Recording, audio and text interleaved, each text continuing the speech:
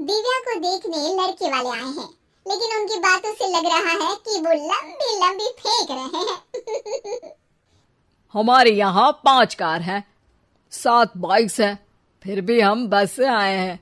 वो क्या है ना कि हमें दिखावे का बिल्कुल शौक नहीं है। बड़ा नेक ख्याल है बेटा।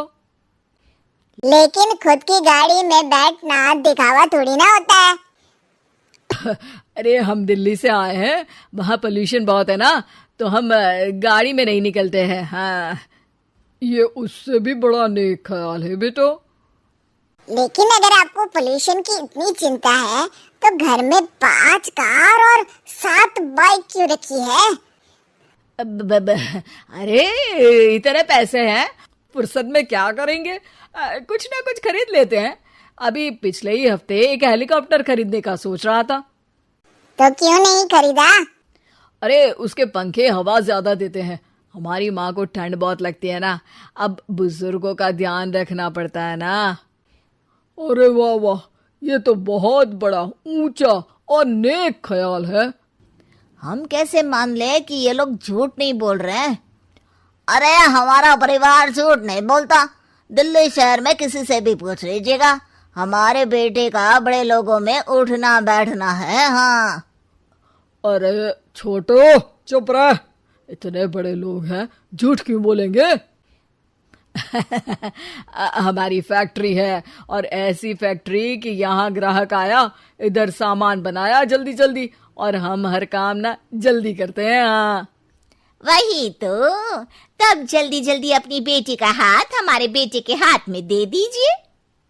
दिव्या के पिताजी दिव्या के भाई छोटू की एक भी बात न मानते हुए दिव्या की शादी दिल्ली के इस फेंकू परिवार में करवा देते हैं। जब दिव्या ससुराल पहुंचती है तब आपकी कार्स और बाइक्स कहाँ है? मुझे बाहर जाना था किसी काम से। कार और बाइक्स? कौन सी कार और बाइक्स? अरे जब आप मुझे देखने आए थे तो कहा था ना कि आपके यहाँ 5 कार्स हैं और 7 बाइक्स हैं। हाँ हाँ, उस दिन थी, आज नहीं है। है? आज कहाँ गई? अरे जिनकी थी वो ले गए। मतलब वो आपकी नहीं थी? आपने तो कहा था हमारे घर पर है। हाँ घर पर थी, बाबूजी का एक पार्ट टाइम काम है कार और बाइक धोने का। उस दिन घर पे 5 कार और 7 बाइक्स थी तो बोल दिया था। अरे झूठ थोड़ी ना बोला है, जैसा था वैसा बोल दिया।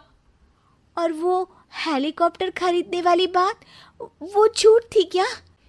अरे बिल्कुल नहीं, शहर में एक नई कंपनी आई है पंखे की, जिसके पंखे बड़े हैं। कंपनी का नाम हेलीकॉप्टर रखा है। जब लेने गए तो हवा बहुत तेज फेंक रहा था, तो माँ ने बोला ठंडी लगेगी बेटा। वैसे भी दिल्ली में ठंड ज्यादा होती है ना। झूठ कहाँ बोला मैंने, जैसा था वैसा बोल दिया। हे भगवान! और वो फैक्ट्री वाली बात, इधर ग्राहक आया उधर सामान तैयार।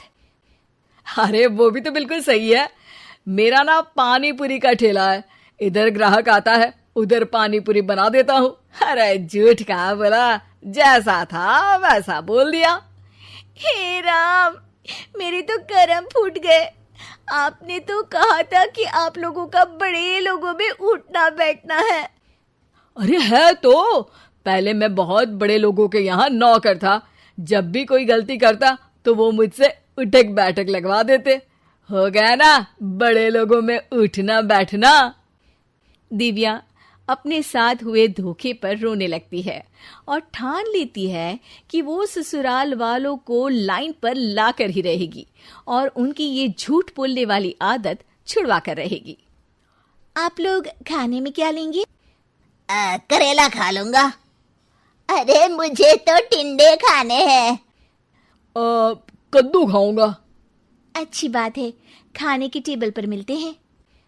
शाम को जब सब खाने की टेबल पर मिलते हैं तो सब देखते हैं कि टेबल पर प्लेट्स में एक पूरा और कच्चा कद्दू रखा है, कच्चा करेला रखा है और कच्चे टिंडे भी रखे हैं। बहू ये सब क्या है? ससुर जी के लिए करेले, आपके लिए टिंडे और श्रवण जी के लिए कद्दू। अरे वो तो दिख रहा है, लेकिन ये पकाया क्यों नहीं है? आप लोगों ने पकाने को तो नहीं कहा था, बस मैंने पूछा था क्या खाएंगे, तो आपने ये कहा था कि करेले, टिंडे और कद्दू खाने वाले हैं। ये क्या मजाक है दिव्या, तुम झूठ बोल रही हो। अरे मजाक कहाँ है, आपने कहा कद्दू खाएंगे तो खाइए, ऐसी थोड़ी ना कहा था कि पका हुआ खाएंगे। और वो आप क्या कहते हैं, जैसा था वैसा बोल दिया, झूठ कहाँ बोला मैंने। दिव्या की बात सुनकर, समझकर सब शर्मिंदा हो जाते हैं और उन्हें अपने किए और झूठ बोलने की आदत पर पछतावा होता है। दिव्या समझदारी दिखाते हुए उन्हें सच के रास्ते पर चलने और किसी से मजाक में भी झूठ ना बोलने की सीख देती है और उनके काम में मदद करके उनके काम को और बड़ा बनाने में मदद करने लग जाती है।